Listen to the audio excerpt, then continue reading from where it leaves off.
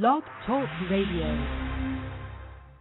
Pay no attention to that man behind the curtain. 10, 9, 8, 7, 6, 5, 4, 3, 2, 1.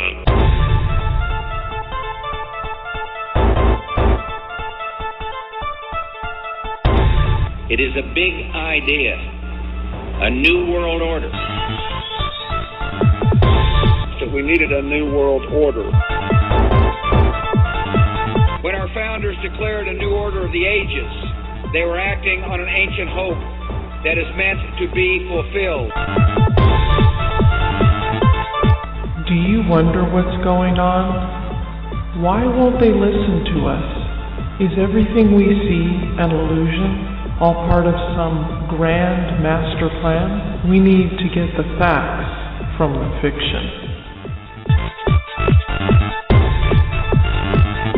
In the councils of government, we must guard against the acquisition of unwarranted influence, whether sought or unsought, by the military-industrial complex. The potential for the disastrous rise of misplaced power exists and will persist. We must never let the weight of this combination endanger our liberties or democratic processes. Discover the New World Order. Live from Central Florida, it's the Freedomswings Show. And now, here is the host of the Freedomswings Show, Diane Student.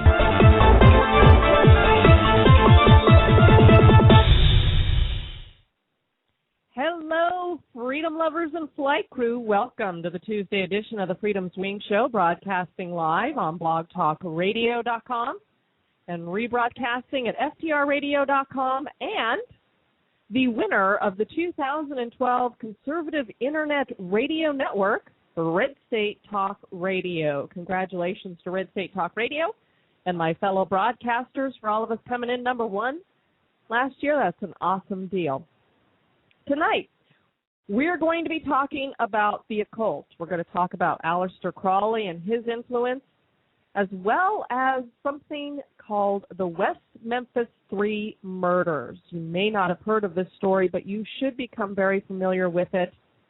It's only one of many, I'm sure, that are going on out there, but this one has gained a lot of notoriety. And breaking news right now is we have the ex-cop, we've been calling him Dorker, but his name is Dorner.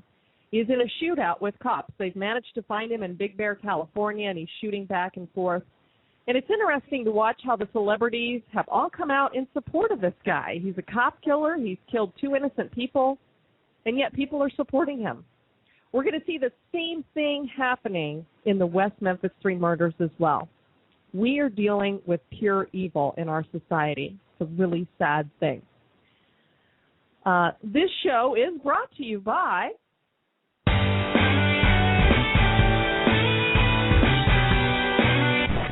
Red State Talk Radio. WRS Digital, Cleveland, Tennessee. You're listening to the Freedomswings Radio Network on Blog Talk Radio. If you would like to participate in tonight's show, you're more than welcome to call in if you have some questions for my guest. I will be joined for the next 2 hours by William Ramsey. He is author of Prophet of Evil, Aleister Crowley, 9/11 and the New World Order, An Abomination, Devil Worship and Deception in the West Memphis 3 Murders. We're going to discuss how Aleister Crowley and his influence have affected our pop culture and the globalists who are seeking to build their global world order, and how the occult seems to permeate everything. And then we'll get into talking about the West Memphis 3 case. I am joined by William Ramsey now. How are you, William? I'm well, Diane. Thank you for having me. Great. I am so excited to talk to you because you know a whole lot about Aleister Crowley, and I think a lot of people out there don't know a whole lot about him, how much influence he has had. There are some people who just think, he was some drug addict, sex-crazed maniac who pretended to be satanic. And I think he was a lot more than that. first of all, why don't you introduce yourself to the listeners and tell them a little bit about yourself? Well, I came upon Aleister Crowley about 4 years ago after researching 9/11. I had seen all these numbers that kept cropping up. I had read some other internet sites that had discussed the numbers, but I thought that there was something deeper there. One of them was a guy by the name of Captain May. He kept focusing on the number 11, and I didn't really have a background in the occult. I didn't know much about Crowley. I had a very topical understanding. I had seen some references to him in the common culture, like from Ozzy Osbourne or Led Zeppelin or something like that. But so really, once I realized that there was something integrated into the event of 9/11 that tied to Crowley, I really researched it a lot, and I got all his books, and I started reading pretty much every biography I could find. I think I covered all the biographies out there, and I realized that this was a very influential person who had an impact upon the 20th century, much greater than I think even I realized, and so I decided to kind of write a book about it and detail those connections from Aleister Crowley to so many people in our culture and to the events of 9/11, and show that he was an influence on the events of 9/11 and continues to influence the world into, the third millennium since Jesus Christ. Oh, I absolutely agree. Now, was the occult always an interest for you, or is this something that, as you were looking into 9/11 and numbers and symbology, that you just started delving into it further? Correct. I really was not anything of, I actually grew up Catholic, and I don't consider myself Catholic now, but I really didn't have a real understanding of the occult. And now, after reading so much, I really have a much better understanding. And what the real correlation between Crowley and 9/11 is that Crowley used numbers to define concepts within his religion. He believed himself to be one of the 7 most important people who ever lived, up with, Jesus Christ, the Buddha, Muhammad. He really thought of himself as a prophet, which is why I have that title in the book. I consider Crowley to be a wretched, monstrous, evil person, kind of like what you described on the intro. He really was a drug addict. He was sexually perverse and intellectually perverse. But on the other side, he really was he believed he wanted to be a servant of the devil from a very early age. And because of his background, he was inherited upwards of what was described in today's terms, about $20 million. So he was a person of wealth and of intelligence. He attended, one of the best schools in, the best kind of private education, like a high school, and Cambridge in England. During a time in England when England really was kind of the ruler of the world, the English Empire was at its apex, at its top, when the sun never set on the English Empire, and it allowed Crowley access to all kinds of new ideas. He circumnavigated the globe twice. One of the first people to do it. So he really was an adventurer and a character of a lot of import. That's what I found out. But just to sum up, the numbers that are important to Crowley, the numbers that he used were 11, 77, 93, and 175. Those were primary. 11 for Crowley represents like the number of death. It's also the number of magic. It's the mix of the pentagram and the hexagram. So it's a very important number, and that kind of correlates to the date of September 11th. 77 for him is a 7 times 11. 7 to him is the septenary, the way that the man can become perfect, tied in with magic. So it's like an indicator of the magical man. And it's also on Crowley's Seal of Babylon. 93 represents 2 very important concepts to Crowley and to magic in general. And it's tied into the Kabbalah, but that concept is the concept of the will, so the personal human will as opposed to God's will. And it kind of ties into Satan's, 5 I wills in Isaiah. But essentially in the Kabbalah, the word thelema adds up to 93, and so does the word of will adds to 93. So those are all very important numbers, and they're integrated into the events of 9/11. Yeah, I mean, those were all the flight numbers. Very interesting. Correct. Indeed. And, from my position, my belief is that a lot of what happened on 9/11 was kind of a big magic trick. It wasn't, really real. Like, there were all kinds of things that indicate to me that, some people weren't even on flights. Some of the flights were switched out. There was just a big kind of narrative that was essentially untrue on that date. And with 9/11, the problem is there are so many unanswered questions, and when we got the commission report, there's so much they didn't even look at. Anytime they leave a lot of questions there, I had the same thing with the Sandy Hook massacre. There's so many questions I have that I just don't know what to believe about it. Well, I feel the same way about Sandy Hook. Once, they're just, the story changes, they can't come to conclusions, people are clearly lying. And it's the same thing that happened on 9/11. 9/11 had its own actors, people who came out to verify the story to the public, whether what happened at the Pentagon or at 9/11. There was a guy called the Harley guy. I don't know if you've heard of him, but he was in downtown Manhattan saying he had the script already read out in his brain. I saw the planes he said, I think just to kind of paraphrase, I saw the planes hit the towers, then the core melted and they both fell down. It's like, and that really wasn't, what should have happened.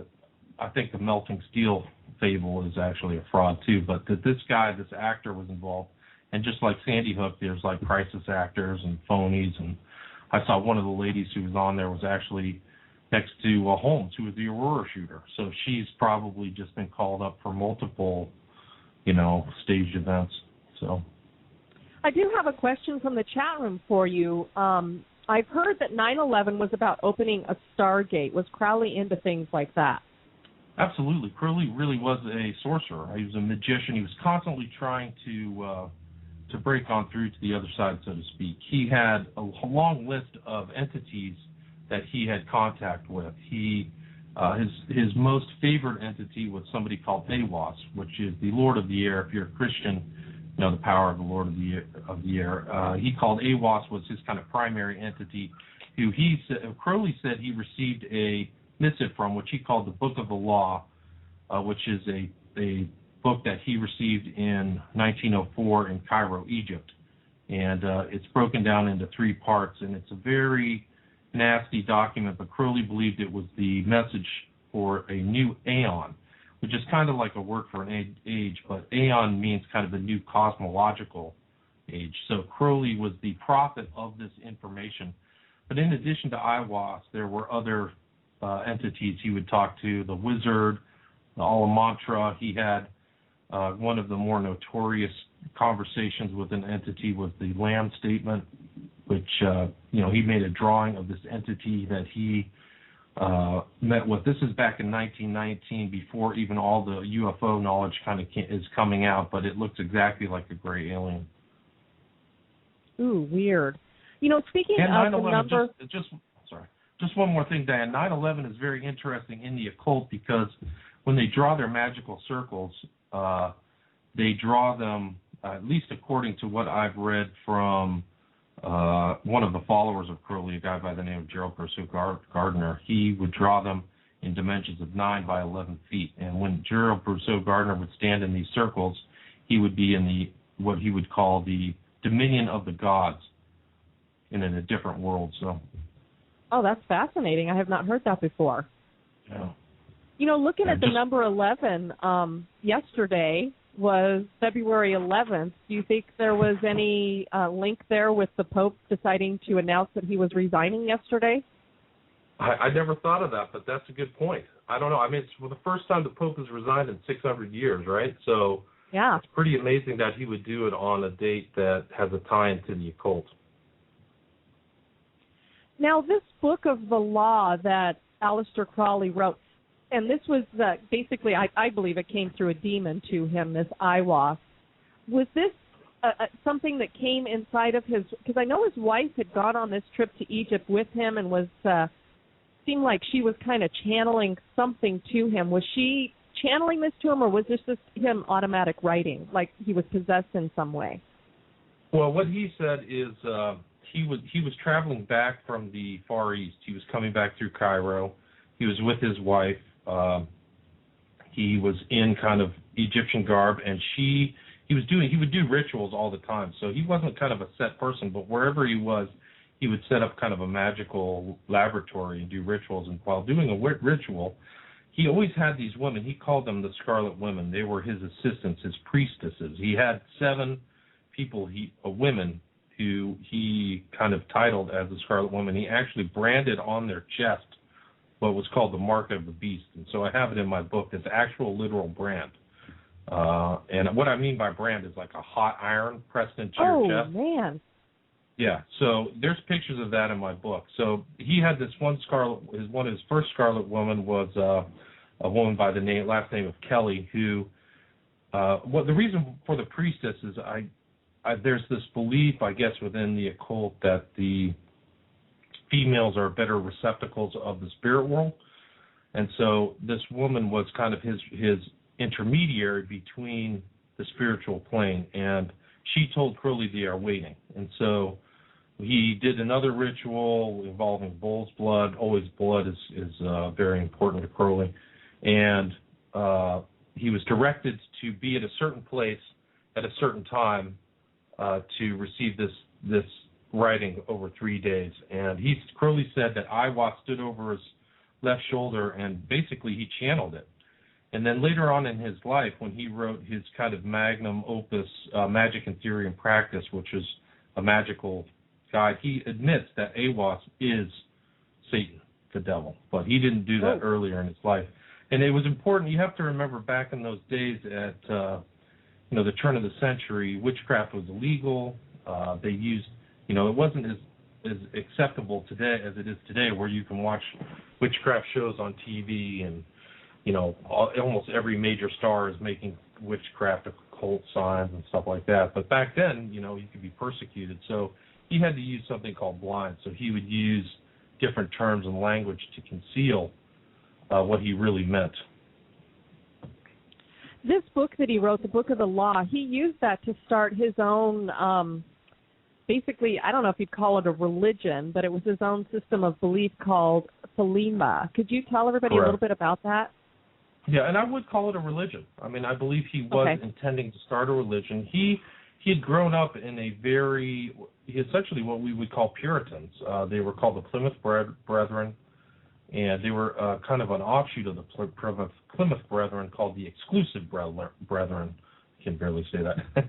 So they were like a subgroup that was very strident in their Christianity, and he rebelled against that. And he said he wanted to overthrow Christianity. He admitted it many times in his writings. So he created a system by which that could be done. And he started something called the AA, which is the Argem Astrum, which is called the Silver Star, which represented the moon. And that was kind of an introductory magical fraternity. He also was one of the early members of a magical fraternity called the Golden Dawn that was very influential right at the turn of the century. And so he was always writing. He was just an incredible literateur. And it's important to remember that Crowley never really had an authentic job like we would think of today, a 9-to-5 job. Because of his wealth, he dedicated his life to adventure and writing. So he would just be writing while he was traveling. And the output is really incredible. He would write under pseudonyms, and he would write for magazines and his own books. And he systematized all this occult into this new religion for a new age, is what I wrote about it. I mean, essentially, it's a way for people to go up in scales. He actually broke his oath of silence from the Golden Dawn and stole a lot of their materials and was sued by the Golden Dawn membership. Well, the head of the Golden Dawn, who was a guy by the name of McGregor Mathers, for taking that information for kind of like an early copyright law. But unfortunately, McGregor Mathers was not successful. And so he really did. And then he became, and what happened also is later in the, after World War I, a lot of people don't know Crowley spent a lot of time in the United States. He was in the United States for World War I, acting as, I didn't know this when I first was researching Crowley. I didn't really believe it that he was a spy, but now that I've really spent time analyzing his information and the kind of nuggets of information that he's interspersed through his writing, I definitely believe that he was a lifelong asset of British intelligence. And there's a very good book by Richard Spence called Secret Agent 666, which delves into that.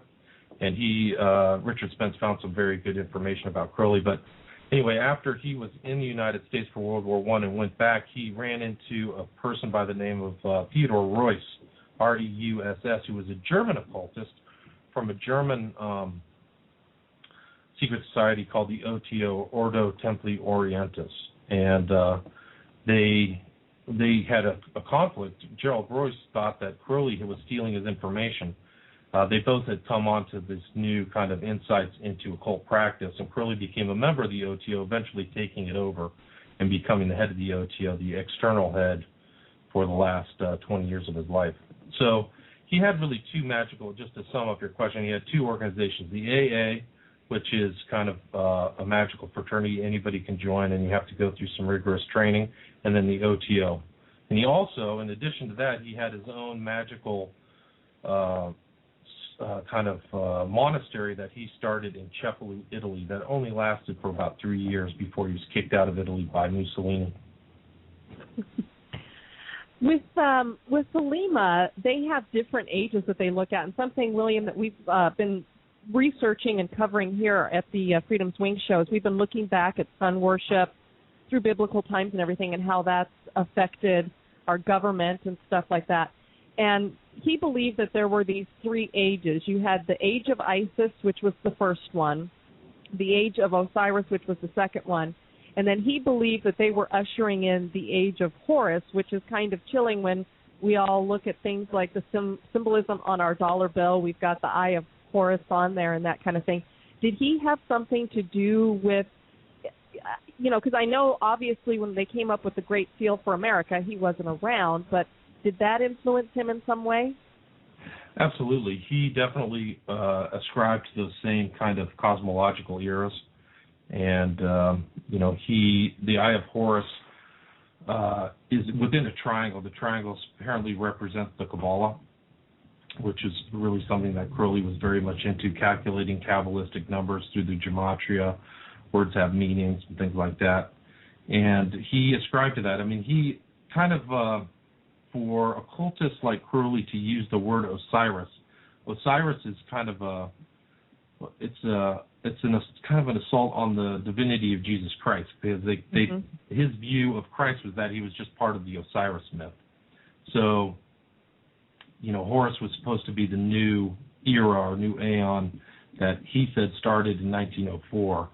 And the Thelemites, the followers of Crowley, Thelema meaning will, they calculate their time, cosmological time, from the event of 1904.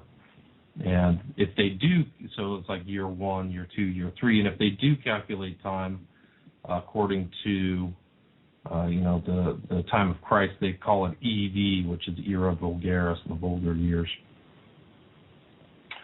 But anyway, so it's just one more thing. As far as the Eye of Horus is concerned, Crowley, because Crowley was perverse, he would call he would use words like Lord, Lord, Lord, and to a reader, when I first started reading Crowley, I thought Lord meant what I knew the Lord as Jesus Christ. But for Crowley, it was the devil. The devil was his Lord. So there's some confusing ways that Crowley would talk, and he also had a series of books called the Holy Books, which were Crowley was constantly receiving, according to him, information from the supernatural realm. And he had some series of books called the Holy Books, and in that Holy Books, one of those Holy Books, he said the devil told him, I am the eye in the triangle, that Eye of Horus within the triangle. So wow, it's definitely a demonic, evil, satanic symbol. Not arguable. A thumb in our eye for sure, I have to say. Yeah. You mentioned how Kabbalah influenced Aleister Crowley, and I find it so fascinating. Earlier you said that back when Aleister Crowley was doing a lot of his witchcraft and things like that, it was not an accepted thing. You had to kind of hide it, and nowadays it's more of an accepted thing. And Kabbalah is a great example of that. I mean, we're watching people all over in Hollywood proudly, claiming that they're practicing Kabbalah. Madonna makes no bones about it. It's just an interesting thing. What about Kabbalah influenced Aleister Crowley? Well, I think that the Kabbalah was just kind of one of the elements in the kind of black bag of the occultists of that time. The people who were before him, the people he learned from, like MacGregor Mathers, the Golden Dawn, Cagliostro, they always used the Kabbalah. So that was a way of determining values, and there's different parts of the Kabbalah. There's the gematria. There's some other elements like there's like the gematria is like numerical value of words. So there's all kinds of different elements within the Kabbalah that are supposed to give meaning. There's the tree of life, which is the 10 Sephiroth, and it's just a way of it's very complex, but essentially, like, the Kabbalah is 10 Sephiroth, which are emanations, but the Kabbalah is also like 4 dimensions. So it's like this dimensional element by which you can interpret the universe, I guess. I wish I knew more about it, but one of the Kabbalahs that he used the most was taking words and breaking them down into numerical value. He loved numbers, didn't he? Yeah, absolutely. I mean, he thought that the universe could be broken down into numbers. So if you look at go through his kind of AA system, he had different books which he called in Latin Liber, but he'd have Liber 11, Liber 55, Liber 77, which is a numerical, 7 times 7. That was called the book of Liber Oz, which is his kind of view of how the world should be done. OZ, which is essentially what that view is that you can do what you want whenever you want. It's basically a law of freedom. So Crowley had this law of liberty and freedom that's distinctly different than what the average person would think about when they think freedom or liberty, which is in a political sense. Although Crowley did think of it in a political sense, he just thought that man should be unrestricted by any rules. And essentially he finishes Liber Oz by stating, man should do what you will, when you will, and kill anybody who thwarts these rights. So he had a view of liberty that essentially, you should kill off people who thwart your liberty. So that was 77. And 66 is about child sacrifice, although that's veiled as well. And there is a theme of child sacrifice that goes through all of his writings, which I was shocked to find.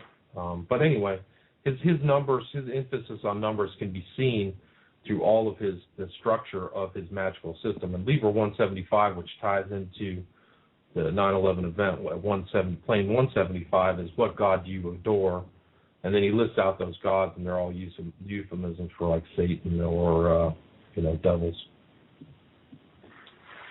A question from the chat room about the Star of David and the meaning behind that symbol. Well, the Star of David, from my research and what I understand, it really didn't represent David. It was something that was applied to the Jewish people in the 17th century. But it does go back, and for Crowley, in Crowley's system, the hexagram represents the universe, and the pentagram represents the individual. And the meeting of the two, the 6 and the 5 equals 11. But the hexagram also represents the uniting of the universe with man as the two triangles, but it also represents 666. So I find it pretty strange that that's like on the flag of Israel. I wouldn't want to have some kind of occult kind of tag on there on my national flag, but that's what it represented for Crowley. And I'm sure that I don't know what modern Judaism really believes what that star is, but I can't find anything that it really represents anything having to do with David. No, I mean, nowhere in the Bible do we see anything about David having that kind of symbol, and if there was, I would think it'd be more like a harp or something of that nature. Well, that's funny you should say that, yeah, because I think the Israeli flag should have the menorah on it, or that would like be good too. Yeah, so anyway. Well, and it's interesting that basically when they were made to wear that, Hitler was the one who put it on them. So, and he's got all kinds of occult background there. So it is interesting that they have embraced that symbol and put it on their flag. I agree. You had mentioned earlier, we kind of glided over the child sacrifice thing, and there's controversy out there when it comes to Aleister Crowley. There are people who say that he promoted and practiced human sacrifice, and then there's other people that say he just talked about it. But one of the quotes from him is, "A white male child of perfect innocence and intelligence makes the most suitable victim." And, you know, we have so many children that disappear nowadays. It seems to me like there are groups out there that are practicing some kind of sacrifice in this way. Well, I agree. I mean, and that's kind of how I got interested in the West Memphis 3 trial. There were, I don't know if people know the real background, but 3 8-year-old boys turned up dead in May 5th of 1993. And, you know, that one of the issues is whether they were actually sacrificed or whether they were murdered or what really happened during that event. But there were tie-ins to Aleister Crowley, one of the principal characters in the event, which is still kind of ongoing. Well, it really is ongoing. You know, wrote about Aleister Crowley, wrote about secret alphabets, and it was a point of contention during his trial in 1994. But as far as Crowley was concerned, this quote with the, you know, male sacrifices, there are elements of sacrifice that pervade Crowley's writing. Like I stated, Liber 66, which none of the Crowley followers will ever acknowledge. You know, since I've written my book, I realized that there's a lot of people out there who really admire Aleister Crowley, and they will just omit certain elements of his life. That's what happened to me when I started really researching it for myself. I was shocked at how many people and how many biographers and how many people not only liked him but omitted the real actual facts about his life. And one of those facts about his writing that they omitted is this interest in sacrifice. He admitted in his Crowley wrote this 600-page autobiography, and he called it the autohagiography, or a biography of the saints in a kind of perverse way, but he called it Confessions. And in it, you know, he admits to a lot of different stuff, and it's just an incredible opus. Crowley had secretaries his whole life who wrote for him, so he would just dictate and they would write it down. So that's one of the reasons why he had so much writing, or had such a wide variety of books and articles, et cetera, et cetera. But in the Confessions, there's references to, you know, all kinds of crazy stuff, but he admitted to eating human flesh, I mean, all kinds of perversion and stuff that are really unmentionable. But Liber 66, there's also something called The World's Tragedy, and Crowley, and this is a book that even his followers said should never be made public.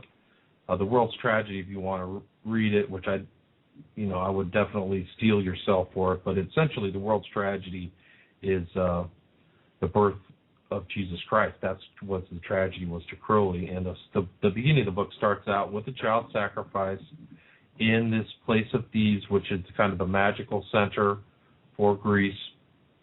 And essentially what it is just a series of the most vicious blasphemies imaginable, and ends up with Crowley taking the place of Christ as the magician and new Messiah for a new age. And it's really a disgusting piece, but it shows that Crowley definitely thought of himself as a prophet, as a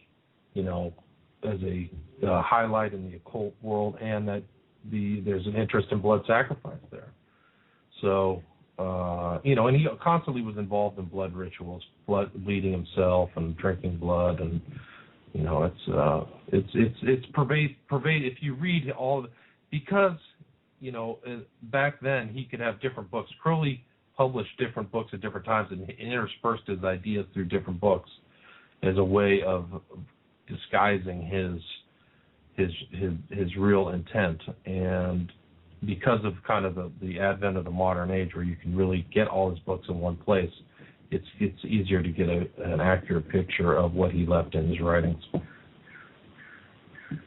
We know he was a huge influence on music. I mean, when I looked at the list of groups like the Rolling Stones, the Beatles, Led Zeppelin, the Doors, Marilyn Manson, of course, not surprising there, and even down to Jay-Z and Beyonce. And it was interesting during the Super Bowl that she flashed this symbol, and she always she flashes it a lot. Her husband does it as well because it's supposed to be the symbol of his rock nation. But basically what it looks like to me is an upside-down diamond that looks like a triangle, and they get everybody to flash this sign. Well, if you go back and look at Crowley's, there were signs for his grades. He had an 11-grade system that he kind of modeled after the Golden Dawn, and each grade, as you progress up this system. Sorry, hold on just a second. I've got this door thing going on in the background. Anyway, sorry about that. So, anyway, he had a grade system. Each grade of that in that system would have a sign, and that little that sign that they make is right out of Crowley's system. Yeah, it's direct sign. And the thing that shows me that Crowley was definitely getting his inspiration directly from either Satan or demons in some nature is that when you talked about blood sacrifice, they love to use blood sacrifice because what did God use as our redemption? Back before Jesus was born and died and rose again, they had to do blood sacrifice in order to purify themselves. And then, of course, we had the ultimate one with Jesus. So here you've got these guys doing this stuff. It's just like a smack to the face. Like you said, the story of Osiris. I love to listen to people say, oh, well, the Christians stole their story of Jesus from all these different occult literature back here and myths and all this other stuff, when the truth is they stole Jesus away and made up their own stuff. Agreed.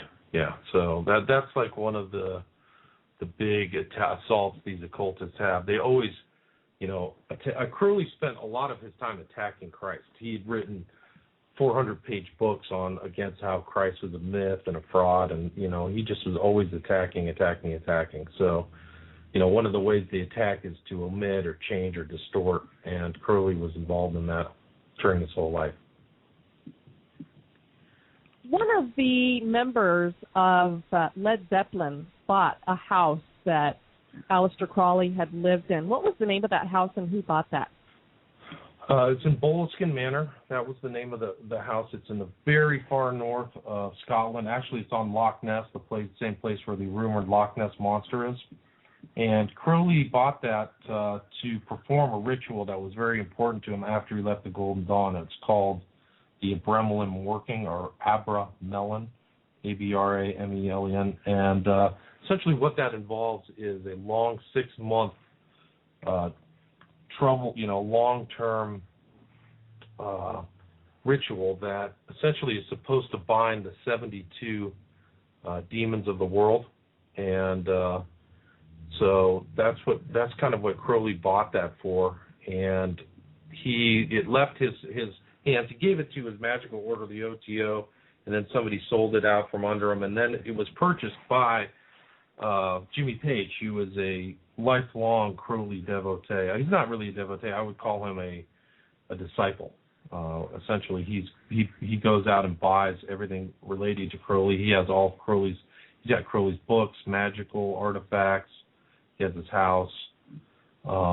He actually flew to and went to Cairo on the 75th anniversary of the receipt of the Book of the Law to have a celebration there. And that kind of shows how devoted he is to Crowley. But Boleskine Manor is currently, in my understanding, it left Jimmy Page's hands and then came back. Somebody told me that he had owned it as recently as 2008, and that he let go of it was false. And anyway, as far as the use of Boleskine Manor, it's supposedly haunted. I mean, the place is supposedly haunted by entities or spirits that Crowley invoked back in, I think, in the 1900 actually. Oh, I don't doubt that he was invoking all kinds of things. Something that's always interested me about his life too is he had 2 wives, both of which went insane. He had multiple mistresses, and 5 of them committed suicide. It seems to me that he invoked enough things that caused these women to be very disturbed. Yeah, he was a real nasty guy. I mean, I think for me reading his character, he treated his scarlet women, he would just pick them up and discard them as easy as just get rid. I mean, it was really bad. And one he just abandoned on the streets of Paris to a life of squalor and prostitution. After being with her for like 5 years and spending all this time together, he was really a goat, and yeah, you're right. One committed suicide after leaving Crowley. He punched one in the head and broke her eye socket. Yeah. So it was he really did not have. I mean, it's interesting if there's any females who really follow Crowley, because he really had a terrible opinion of women. And he really presented himself like a feminist kind of guy. Like, women aren't getting enough attention out there, and yet, yeah, I mean, just the fact that he used to sleep around the way he did with women shows how much he valued them. Yeah, and Crowley was bisexual. I think he really preferred men and preferred the company of men, and it just another one, like the one of his first wives, Kelly. She essentially was interred in. You're right. She was one of the ones who went to an insane asylum after drinking herself into one. She just constantly drank whiskey. So he put his paramours under intense pressure, and some of them escaped with their lives. One was her name was Mary d'Este, who essentially, when Crowley wasn't watching, packed up and ran away with her son, and her son said, "We were lucky to escape with our lives," which is probably true. Wow. Another controversial. Go ahead. Well, her son actually went on to become a very famous director. His name was Preston Sturges. I don't know if that name sounds familiar. Yeah.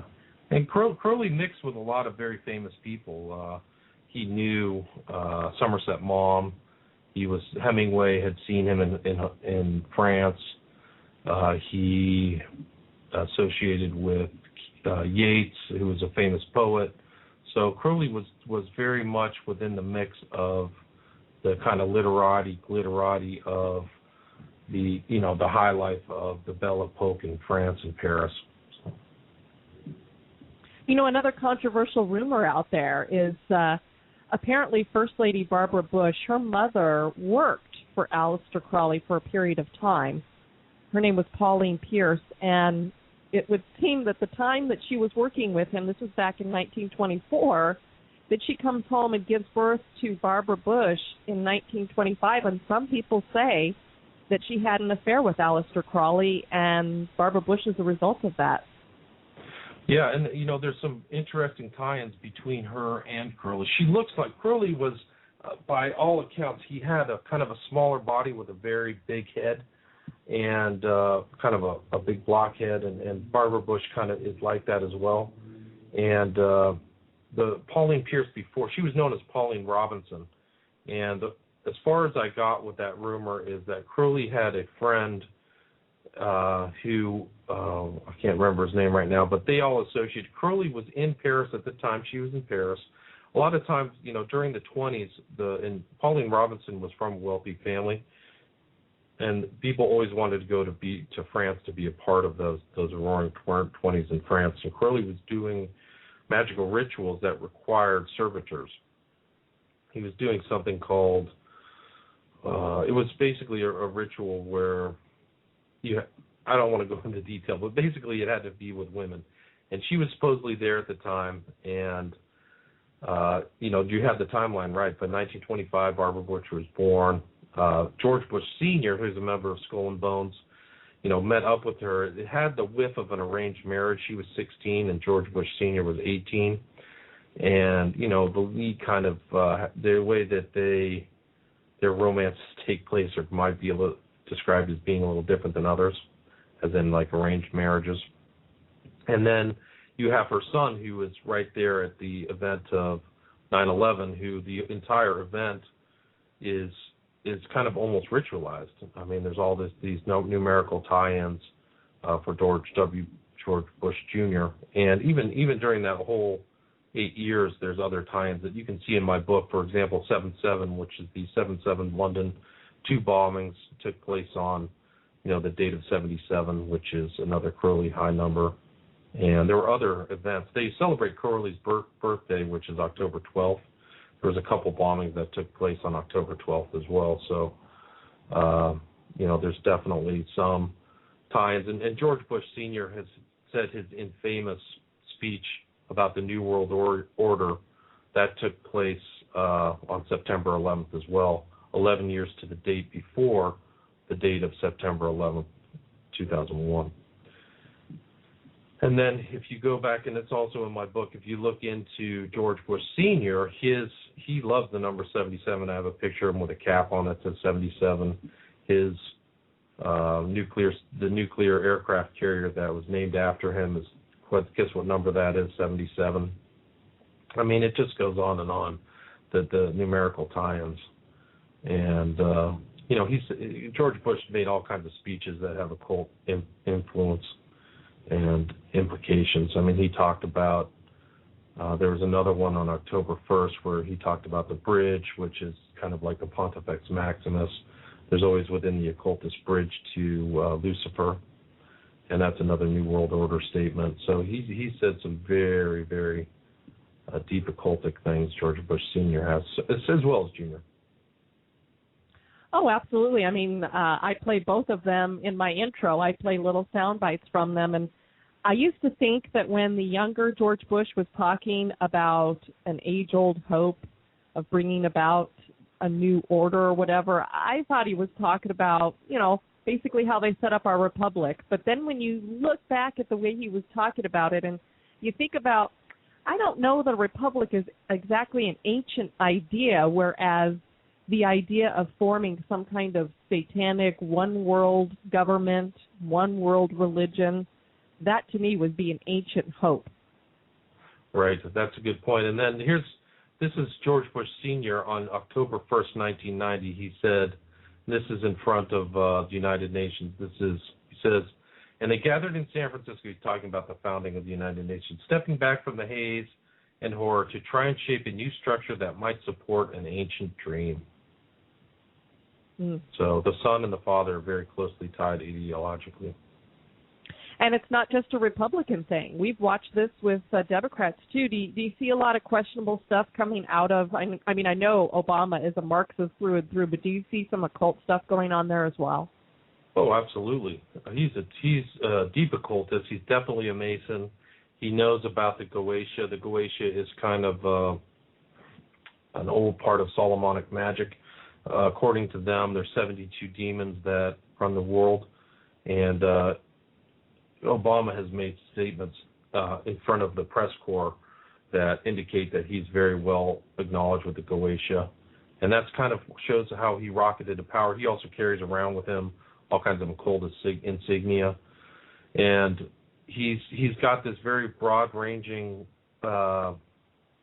religious background. It's very dicey. Is he a Christian? Is he a Muslim? Is he a New Ager? And that's really kind of what Crowley was. A lot of people think of Crowley. There's one part of Crowley lovers, people who follow Crowley, that they really like is his ability to syncretize all kinds of different religious strains. So Crowley really liked Muslim elements of Muslim religion. He liked elements of Buddhism and yoga and old Hindu beliefs and elements of Christianity and all these. That's really an indicator of kind of not only just a New Ager but a Satanist. A lot of these guys they believe in wisdom. They believe in knowledge. They just take it from whatever they want and use it within the construct of their Luciferianism. And I see that same type of principle not only in Crowley but in Barack Obama. Well, that's something I've always held to when I look at all these different religions, and that's what is interesting about Aleister Crowley is he tried to incorporate a little bit of everything all together, and it works really well because the way I look at it, whether you're a Freemason or a Kabbalist, a Satanist, Wicca, Muslim, Hindu, Buddhist, anything else, and even Catholicism can get into this a little bit, you're worshiping something other than the one true God, so it would have to be Satan, whatever you want to call him. It's all the same thing. So it makes sense that he would be able to put all those elements of all those things together. Yeah, so if Crowley did the same thing. He created this huge encyclopedia of all this knowledge. He called it the Equinox. And it's just a mishmash of his yogic training, his Buddhist training. He integrated the states of Buddhism into his religion. So, like, I don't know, samsara. There are different states that you attain in Buddhism. But, it's all under the rubric of, personal godhood and Satanism. Absolutely. Now, William, this book that you've written about Aleister Crowley and 9/11 and the New World Order, is this available at Amazon or on Kindle? It is. It's available Amazon, Kindle, iBooks.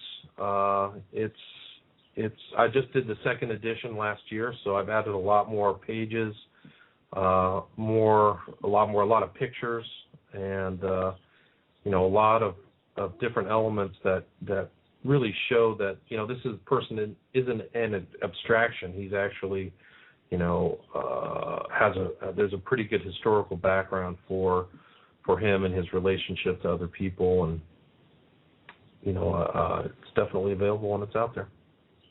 Awesome. What we're going to do is we're going to take a break here, and I'll let you run and get yourself something to drink or what have you. We'll take a little break, and then we'll come back, and I want to talk about your latest book, which gets into Damien Eccles and his little group from the West Memphis 3. We'll talk about what they did, the heinous crime, and how society has been treating them. Does that sound good? Sounds great. Yeah, sounds great. All right. We'll be right back with William Ramsey. Of course, this is the top of the hour. We'll come back with the chat room chill out, so everybody needs to run and grab your grass skirts. Meet me back here in a couple.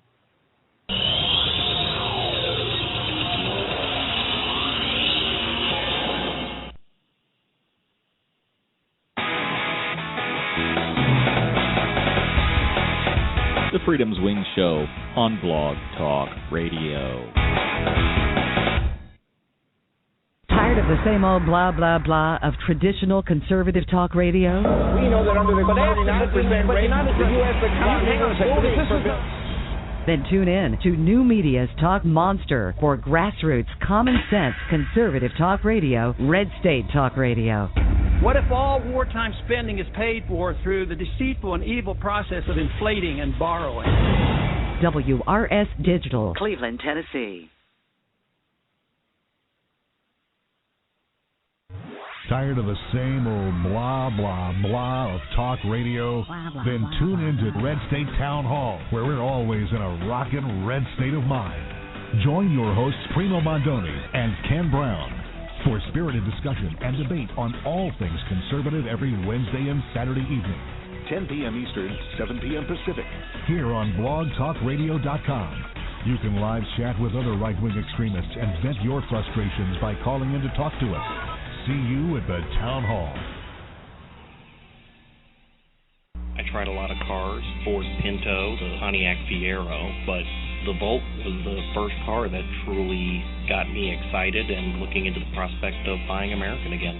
Yeah, I've heard they're catching on fire in some cases, but I found that the fire really helps me get to my destination faster for fear of my life.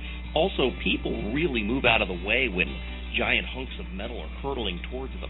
Probably the one thing that sold me on the car. I'm really proud of what GM has been able to accomplish by working with the Obama administration. They've proven that in America you can make it in any business as long as you have unlimited financial resources and the backing of the United States government. I don't know about you, but I think that's more than worth a couple $100,000 it costs taxpayers every time somebody buys one of these suckers. I'm sorry, do you smell something?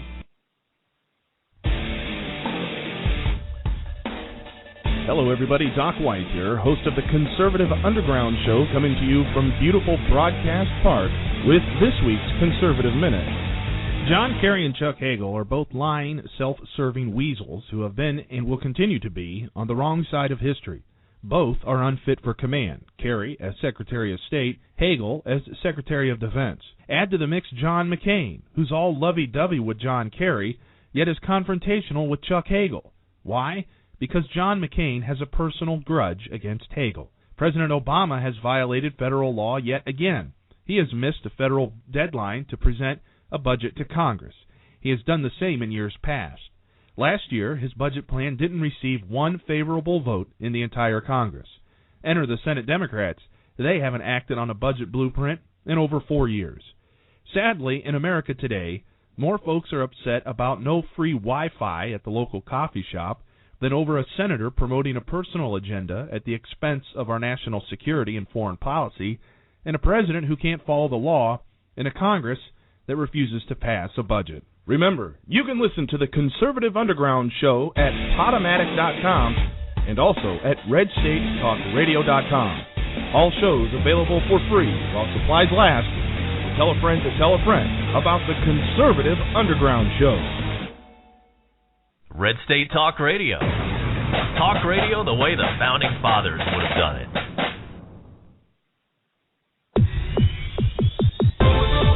You're listening to the Freedomswings Radio Network on Blog Talk Radio.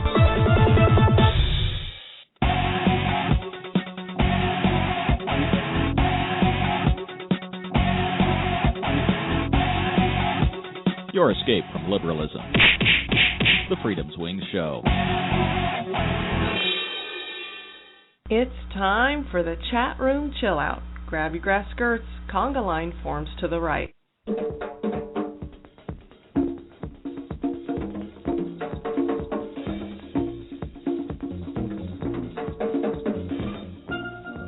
And here comes the conga line down the middle of the aircraft. Y'all look so fancy and beautiful in your grass skirts. The line is led by Bigfoot. How you doing, big hairy guy? Glad to have you here. You can check out his blog at bigfootsplace.blogspot.com.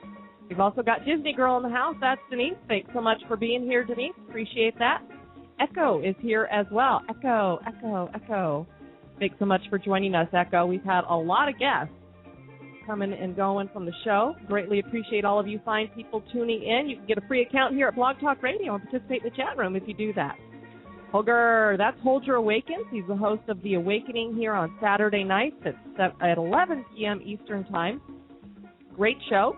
Check out his blog as well, holgerawakens.blogspot.com. Nani Badger's here. Thanks so much for being here, Nani. Greatly appreciate having you here as well.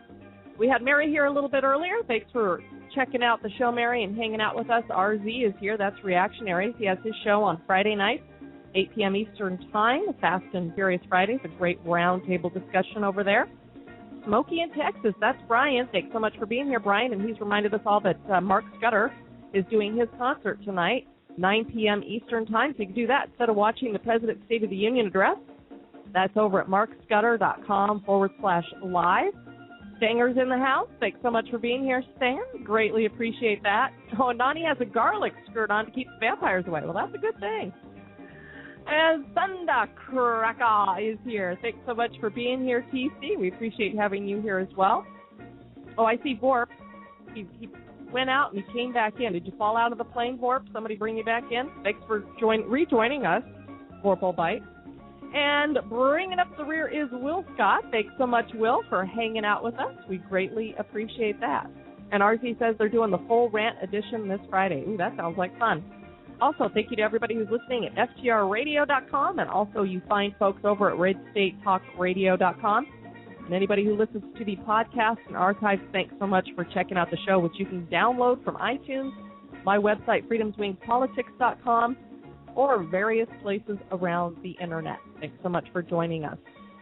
This evening, I do have a special guest who's joined me, William Ramsey. He is the author of Prophet of Evil, Aleister Crowley, 9/11, and the New World Order, and Abomination, Devil Worship and Deception in the West Memphis 3 Murders. We're going to get into talking about that book right now. Thanks so much for joining us again, William. You've been a fascinating guest. Oh, thanks. I'm really glad to be on your show. Thanks for having me. Now, this is a case that I don't think a lot of people are familiar with, even though it would seem that the head guy responsible for this, Damien Echols, is all over the place, especially lately. Why don't you tell everybody the background about this murder? What happened? Sure. In 1993, on May 5th, there were 3 young boys. They were 8 years old. They went out for a bike ride right at sunset, and they went missing. Nobody really knew where they went.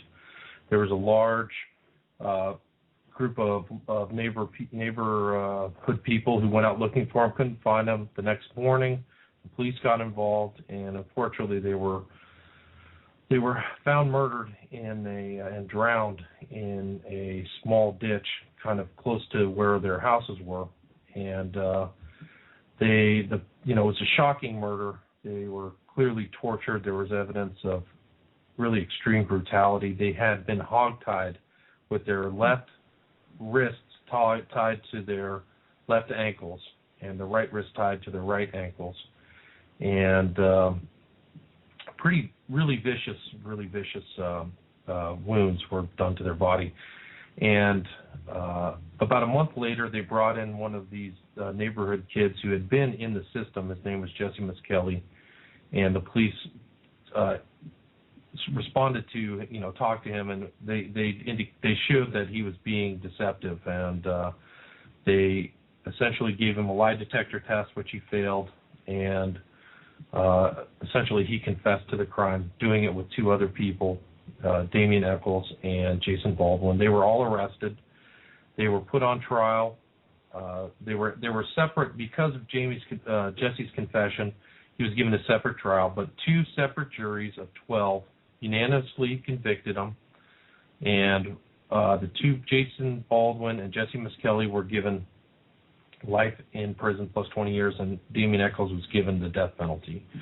And there were a team of documentarians from HBO who came down and took a video of basically videography the entire trial. They had 400 hours of tape, and they made a movie called Devil's Knot. It was Paradise Lost, and that movie came out, and then there was a second movie that brought up a potential other suspect. And because of these movies, there was a kind of a legion of people who believed that they were innocent grew and started a movement to get these three guys out of jail.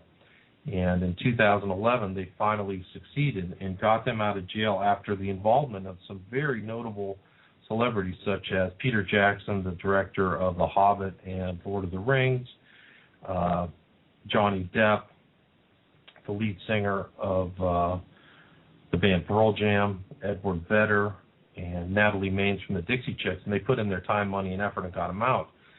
But there was a problem, and that is that they were, in my opinion, and I've read through all the court cases, my opinion, they actually were guilty of the crime, and they never should have been let out of jail. And there's an undercurrent of occultism and Satanism. Now, the reason why I came across this case is I was doing research on my other book, which is going to be a follow-up to Prophet of Evil, which is the followers of Aleister Crowley. So I was researching people like Parsons Hubbard, L. Ron Hubbard, Kenneth Grant, Jimmy Page, Alfred Kinsey, Timothy Leary, Charles Manson, Robert Anton Wilson, people who really followed Crowley. And while I was doing that, I came across a video on YouTube that had this central character, Damien Eccles, talking about Aleister Crowley. And once I saw Aleister Crowley, I knew this was an interesting story. I only came across this case probably about 6 months ago. And after researching it, there was elements of allegations of occultism in the case and in the trial. And when I researched it, I found that there was very serious issues of occultism. I mean, these guys were deeply into the occult. They weren't dabblers.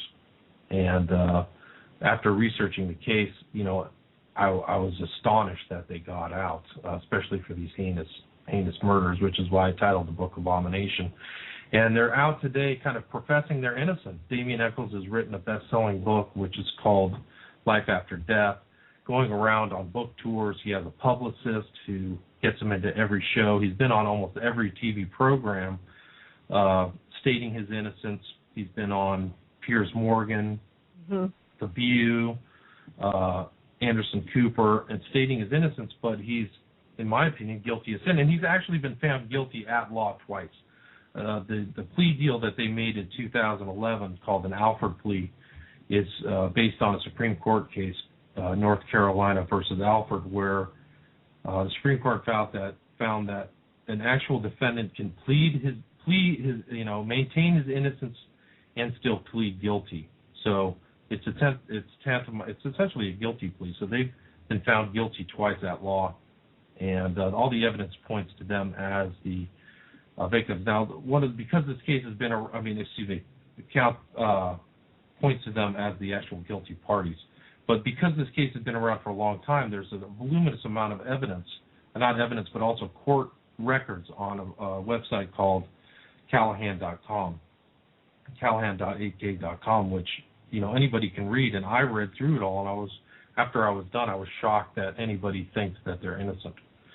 So since the guy has got out, the main guy, Damien, he's been getting tattoos. He's associated himself with kind of the satanic hierarchy in the country. He's associated with OTO members of the Process Church of the Final Judgment, which Charles Manson was part of. And this is a very dangerous, scary character. He moved to Salem in Massachusetts, where the original Salem witch trials were, thinking that he would be safe there. But right now there's a movement in Salem to identify and tell other members of Salem that they have a convicted child killer living in their town. The thing that's amazing is you talked about these different shows that Damien Echols has gone on, and I've watched the video that you have up on your website at occult911.com. And here's Pierce Morgan, who obviously has questionable judgment about a lot of things, in my opinion. Right. He's looking at him and he's going, here I have this nice-looking guy who's sitting across from me. I'm sorry, Damien Echols looks demonic. I don't see anything that makes him look like a nice-looking guy. And something that you've pointed out in this interview and other ones that he does, or pictures that have been taken of him, is he makes this satanic sign where he puts his finger to his mouth. Could you tell everybody about that? Yeah, well, just in my research for, Aleister Crowley, there's a sign that these guys have made, and it goes back into ancient history. It's called the Sign of Silence, and it seems to be affiliated with a lot of elitists. It goes back to these gods, even Horus and the Greek version of Horus, through the Roman history, up through the Hellfire Clubs, to Skull and Bones, to the Bohemian Club, is they constantly have this doctrine of science that is symbolized as the right hand put up to your lips, making kind of the shush gesture, and it goes, and you can see stars do it today. I mean, all these satanic, it's another symbol that all people like Jay-Z and Beyonce make, and Johnny Depp, is the Sign of Silence, and it's all, you can see, if you go to my WordPress site, occult911.wordpress.com, you can see an article I drafted about that, just showing the history of the Sign of Silence. But here's Damien Echols making that same sign, right hand onto his lips, on Piers Morgan, on The View, and doing it right in the front of all these people, and they don't seem to, get a clue of what kind of wickedness they have in their presence. And you're right on Piers Morgan. I mean, Damien Echols looks like about as ghoulish as you could get right there, like no sunlight. I mean, it's amazing that Piers Morgan could even make that statement, in front of Damien Echols. It's shocking. And I recommend people watch it on my website, www.occult911.com. Yeah, it's a great video. And, earlier you didn't want to go into details when it came to Aleister Crowley's sex life, which is understandable. If anybody does any looking into that, it's sick and heinous. And when you look at this crime, they tried to say, well, a lot of these injuries to these little 8-year-old boys, let's keep this in mind, too. They're 8-year-old boys that they did this to. These were probably post-mortem animals that did these kinds of things, because one of the little guys, they basically castrated him. They leave them naked in the ditch. I mean, how in the world do these people get off for this kind of a crime, especially when he was on death row? And they basically said they did it, but they don't have enough evidence to really keep us. Yeah, it's an abomination. It's like something from the Old Testament. This is the killing of 8-year-old boys, and what really happened. And if you read my book, Abomination, it's something that's happened in this media-saturated age where they can win a case in the court of public opinion and really convince the public that they didn't do it, and that exerts pressure upon the actual mechanics of the legal system, particularly in this case in Arkansas. And I devote kind of a small chapter about the court of public opinion and how lawyers are able to leverage that public opinion. And one thing about this case that they've done is just profess their innocence. They've gotten the West Memphis Threes has gotten all these stars in there, so if Johnny Depp thinks they're innocent. And that's really what turned the tide in this case. But now that they've been released and it's become a national issue where these guys are actually free, and I'm not the only one. There are other people out there who have researched the case and said, this is all a disgusting, heinous fraud. I mean, it's vile. It's really vile. And it's really an amazing event that, these guys could get out. And this guy, Damien Echols, the proverbial leper didn't change its spots. He's right back at it.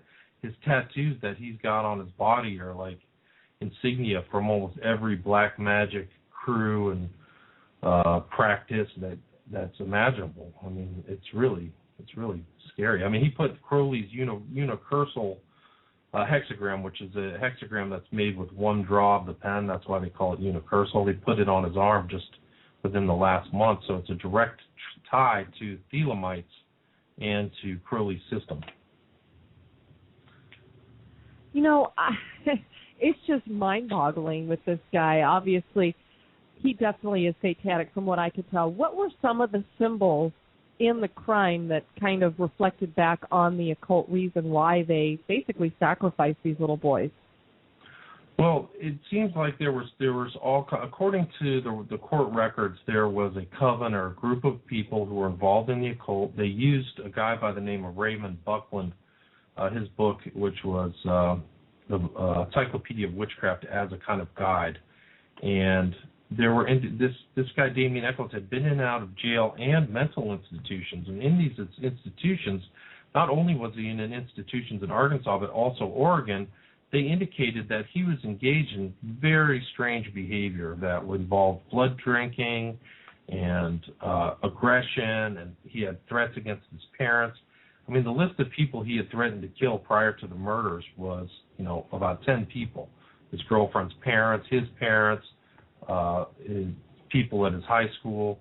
So it wasn't really surprising, but there was all kinds of occultism going on around that area. The local papers had written about it. The Commercial Appeal, which is a local paper out of Memphis. West Memphis is right across the Mississippi River from Memphis, Tennessee, so it's a kind of a suburb. But so there's tons of information that came to the police, after the murders that really indicated that there was an occult element. And after my reading, it seems like not only was there an occult element among these teenagers, but the parents as well. Parents and the mother of one of the other boys, Damien Echols' girlfriend, also seemed to be involved in all kinds of witchcraft practices. So it really suffuses the whole case. And Aleister Crowley came up at trial because Damien Echols was, writing secret alphabets that involved Aleister Crowley. So it's interesting. That's kind of what attracted me, and I think that's really what I added to the case. There's a number of other books about the crime called, The Blood of Innocents or Devil's Knot, but I think what I did is looked at all the information and added my understanding of Crowley and the occult to the narrative, because the evidence for it it's right in front of their face. It's startling. Well, and the interesting thing about this Damien Echols, too, is that's not his given name. He chose to go by the name Damien. And do you think that has anything to do with the movie The Omen? I think so. I mean, he has stated that he took the name from a Catholic priest who worked with lepers on the island of Molokai in Hawaii, but I don't buy it. I think the name Damien, actually, there was in my book, I do a piece on teenage satanic killers, and there's actually a lot of them out there, believe it or not. And one of them was from a group called the Vampire Clan. The central head of the group was a guy named Roderick Farrell, who was engaging in similar practices as Damien Echols. He had a group, and eventually they horrifically murdered a couple parents, and it's just really disgusting. But they had one of the members of the coven. They all seemed to take upon magical names or change their names, but another member of that coven changed their name to Damien, so that seems to be a popular kind of occult name.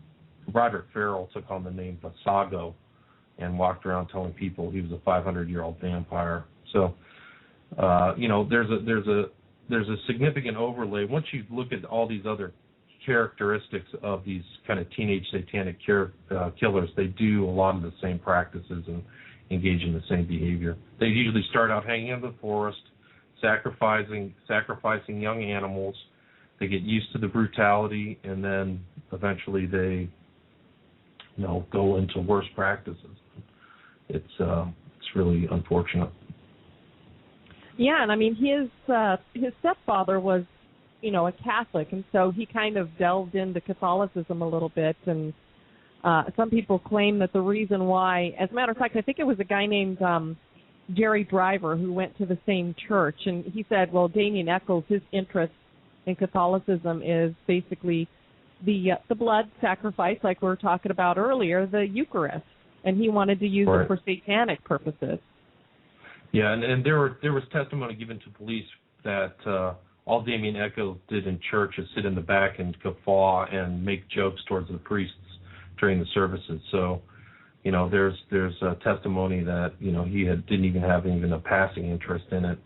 And he also shared with with Crowley an interest in Revelations. They like the parts that have the beast and the Scarlet Woman and all this other stuff that shows the times when Satan would win, essentially. And so that was definitely part of Damien Echols' kind of worldview. Well, and there's a lot of dark parts of Catholicism. We were talking about this the other day on the show, and I said, I haven't been in creepier places than some of the basilicas in Italy that I went into, especially at the Vatican and stuff. They got mummified popes laying around and body parts, and I'm just like, I could see why it would be something that maybe he would be a little bit interested in delving into.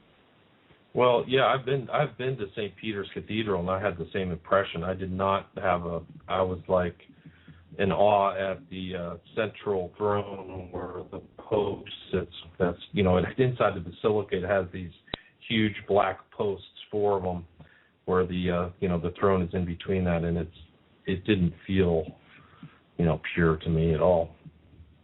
No, it's very strange. When they do these kinds of sacrifices that you were describing here, what exactly do they think that they're getting from this? Is this bringing them some kind of power, or are they just doing it to honor Satan? I don't know. I think that it's about power. I think that they think that they're going to gain power, and if you see like on the other thing I wrote about the satanic killings, that's really it. So it's some type of strength that they get, and I think that's what happens when people get into Satanism. It's this cumulative thing. They break down the normal prohibitions against harming other people. They don't really understand the crimes. Like if you see all these other guys who are involved in it, whether it's the Hardy Boys, Roderick Farrell, Ricky Casso, they're completely oblivious to the severity of what they've done. And Damien Echols exhibited that during the trial. He was goofing around, blowing kisses at the defendants, making sneering faces, and you can see that in the video that I put up on my website. You can call it demon possession or whatever you want to call it, but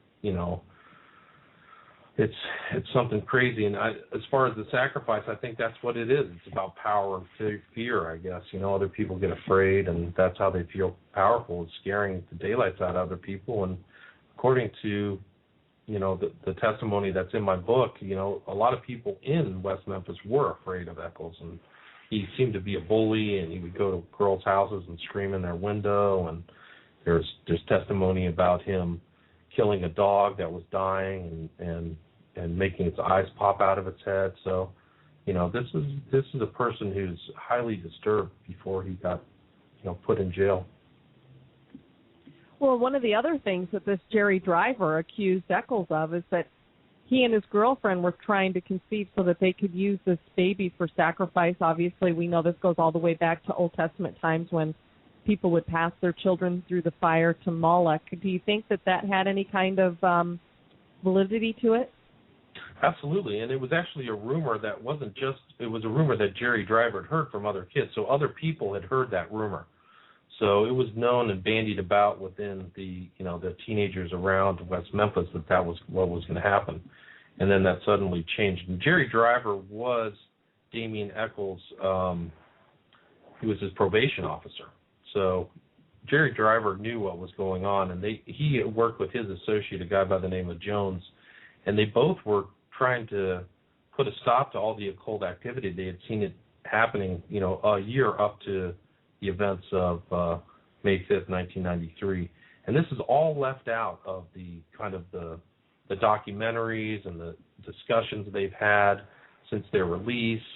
And a lot of the journalists haven't talked about this. And, I mean, it's amazing that there's that kind of deception that's taking place in this case, is that people don't really delve into have not delved into the court case and see the reality.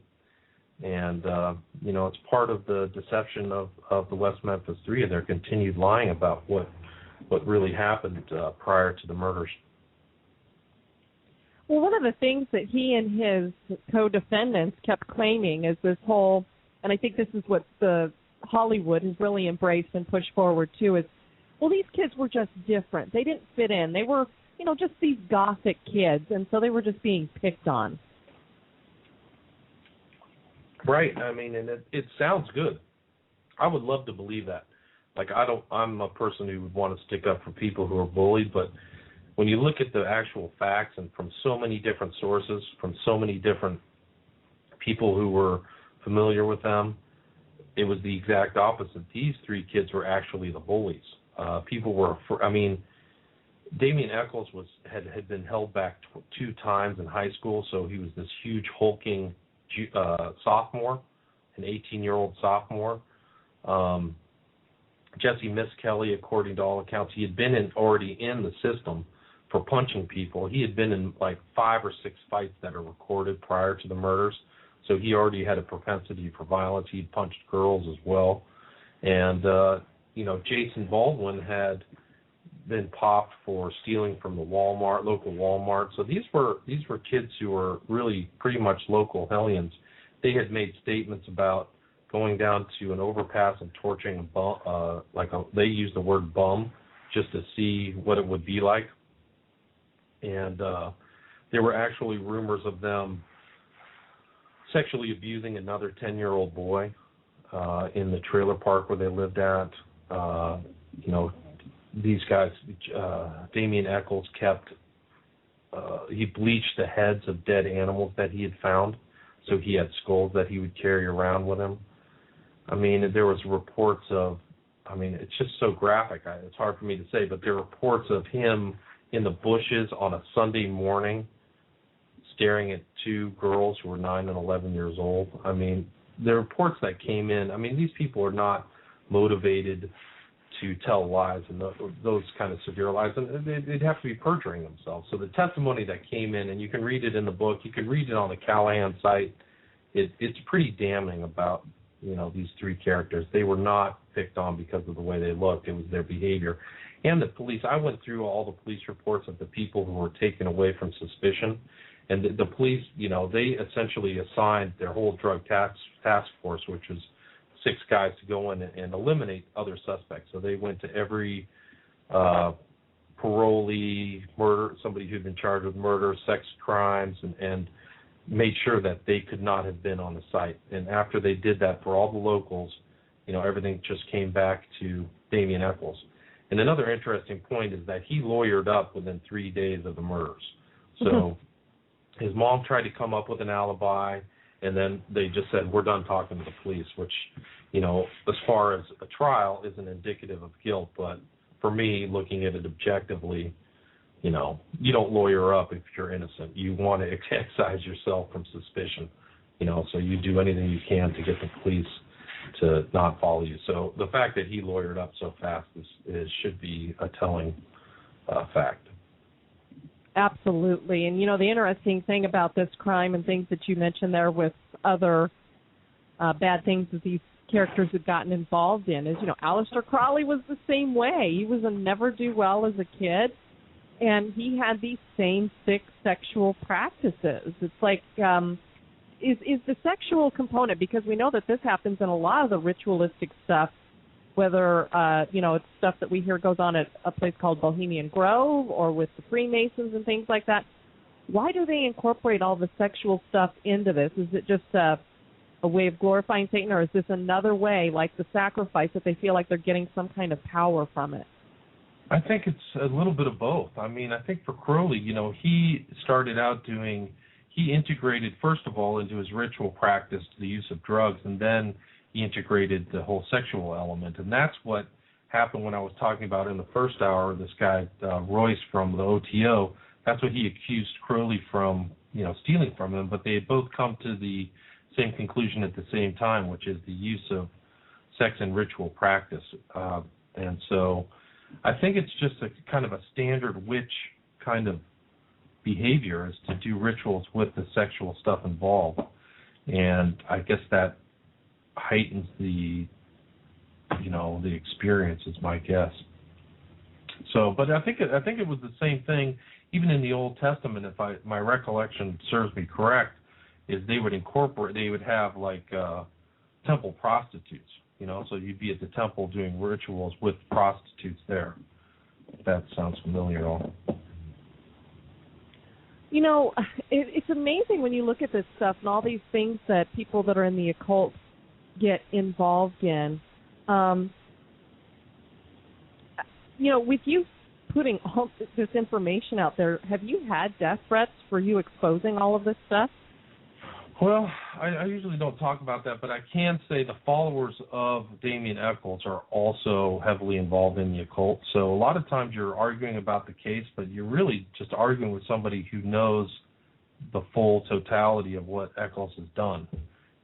So a lot of his followers and the people he associates are very nasty, scary people. There's no doubt about that. But I care not to comment about that. But I have, it's just, I think for me, I just wrote the book because, I just couldn't stand to know that this is a big fraud and let something else happen to some poor innocent kid again, Because I was that 8-year-old kid when I was 8-year-old. I would go out and try to eke out, play time out and, the last minutes of the day, run around with my friends. They were riding 2 bikes. It was 3 guys on 2 bikes. I would ride around on my handlebar. Those kids didn't know what was, going to happen to them. And, it's the most heinous kind of crime imaginable. So, luckily I'm not alone. There are other people out there trying to tell the truth. There's a big issue, interestingly, in Salem, the son of the writer of The Exorcist, a guy by the name Peter Blatty wrote The Exorcist, but his son is Michael Blatty. He really has the same position as me. We came to the same position independently, and he is writing on the Salem web message board. And really, I guess the chief of police in Salem knows the whole story, and it's really ramping up. People are realizing that's just this whole thing that they're innocent is just one massive fraud. Well, I think that this case is indicative of a lot of stuff that we're seeing going on here. It feels like a lot of this stuff is starting to get ramped up, and I don't know if it's because they're more comfortable. As you said, Aleister Crowley kind of hid things away, but now they're more comfortable with this stuff. I'm wondering if we're seeing more of this out there, because if you think about it, this was a heinous crime. These guys got off, but why in the world has Damien Eccles become almost, risen himself to this celebrity status? And why is he doing this? I mean, why is he out doing all this talking and trying to get himself to look good in the eyes of people? What do you think is his ultimate goal?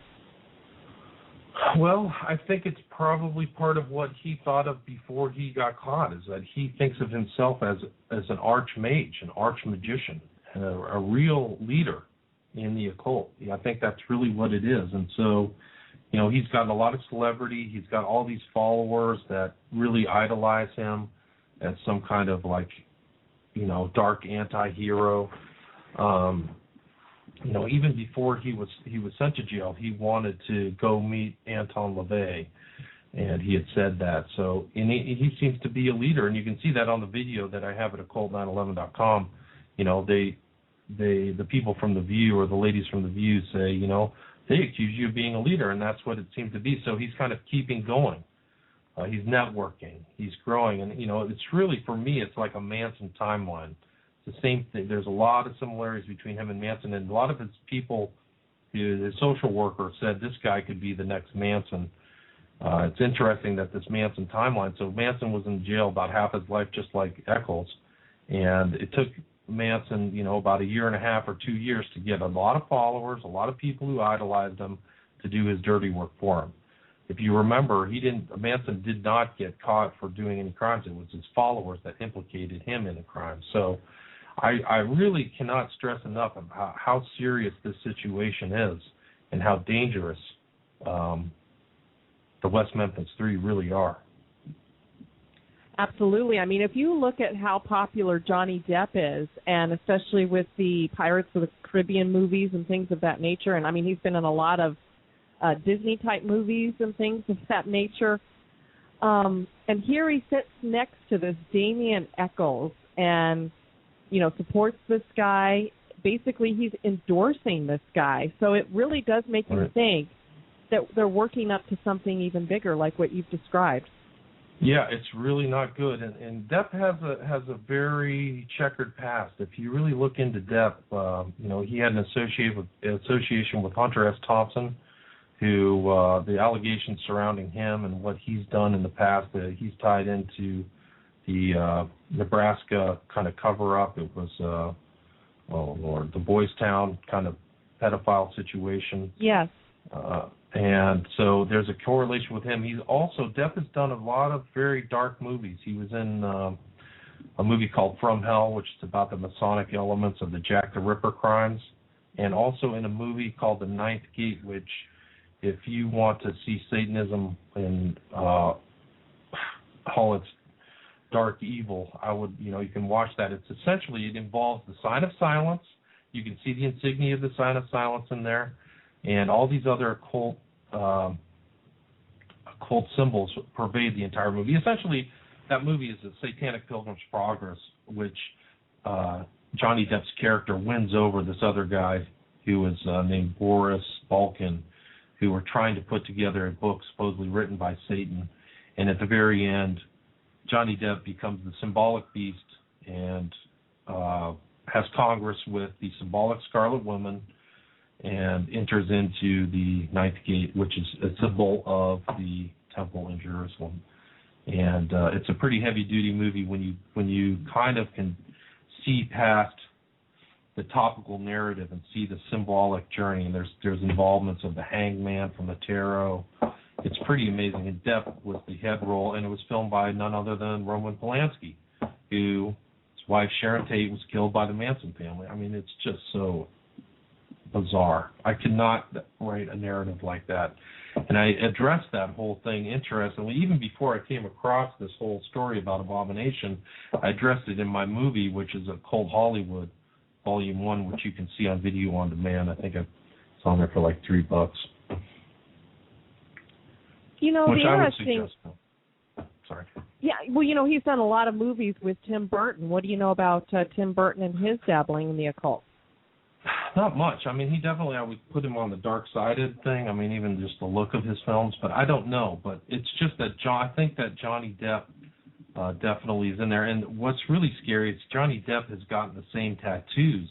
If you see that clip on occult911.com, they say to get tattoos, but they've gotten the same tattoos. He's gotten the same tattoos as Damien Eccles, and one of them is something from the I Ching, which is called Wind Over Heaven. And I was told by a former occultist, since I've been kind of researching the occult for 4 or 5 years now, I've come across some people who have escaped witchcraft and stuff like that. But they told me that I Ching's insignia has a deeper occult meaning, which is the angel in the whirlwind. So it's referencing this really hardcore satanic imagery that is known to occultists, but not even people who read the I Ching. So, that's kind of another element of how Crowley and the devil worshippers really work, is they integrate concepts from other religion and then kind of add in their own internal meaning, if that makes sense. And, that's another thing that Crowley did, is he tried to reach and contact what was called this holy guardian angel. And that came from the Abramelin working that we were talking about earlier in the first hour.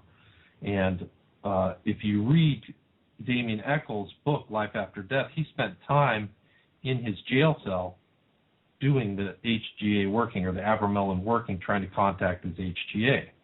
And he actually wrote that he turned his jail cell into a sanctuary. And he read all kinds of other satanic literature from Blavatsky and others. But, Crowley admitted in Magic and Theory and Practice that his HGA, just like AWAS, was the devil. So these guys use these terms that externally have one meaning to one thing to the outside world, but to them, they know exactly what it means. So, and you can read that in my book, but if you can follow the kind of line of thinking that Damien Eccles has had. And so it's pretty scary. We know a lot of celebrities in Hollywood embrace Scientology as well, and Crowley was a big influencer on that. Absolutely. I mean, L. Ron Hubbard was a known Crowley follower. He was part of the Agape OTO Lodge that was in Pasadena, that was kind of a stronghold of Crowley thinking in the 50s. And he integrated all of his kind of progression up the scale. He got that cross that's used by Scientologists is a replica of the Golden Dawn cross. And, there's all that stuff in Scientology about mind control. And, it's really nasty. Do not mess with Scientology. It's bad news, 100%. Yeah, I think if anybody watches Tom Cruise for about 5 minutes, you can see how bad it fries your brain. Yeah. Well, one of the sad things, Diane, is that Scientology, a lot of the people don't have a choice but to be Scientologists, because once they get in, they're convinced to tell all of their, deepest, darkest secrets to the Scientologists. And there's actually a paper record of all their confessions. And that when they try to leave, those confessions come out in a folder and say, you better not leave, because we'll put these out to the public. And both he and John Travolta have all kinds of skeletons in their closet. Yeah, I think we've been seeing some of John Travolta's in the tabloids coming out lately. Yeah, that's true. Tom Cruise was in this movie with his former wife, Nicole Kidman, Eyes Wide Shut, that was directed by Stanley Kubrick. How familiar are you with that film? Very, very much. I also addressed that in Occult Hollywood. And there's all kinds of occult stuff in there, Over the Rainbow, which references Frank Bound's work of Wizard of Oz. Oz meaning equals 77 in Crowley's system, like Liber Oz 77, and just goes on and on. At the kind of sex ritual party that takes place there, that filming took place at the Rothschild Mansion in England, by the way. I don't think a lot of people know that. So there's like an elite tie-in, but there's 11, sexual servants or whatever you want to call the women there. So there's an 11 tie-in. There's the double-headed eagles on the back of the chair. It's all there, the masks. And all those masks are from the old Venetian parties, back when Venice had reached its apex of decadence. And, it's an amazing. And, Kubrick died under mysterious circumstances there at the end. Everybody said he was in good health. And then, what happened is he delivered his version of that movie to the corporate heads.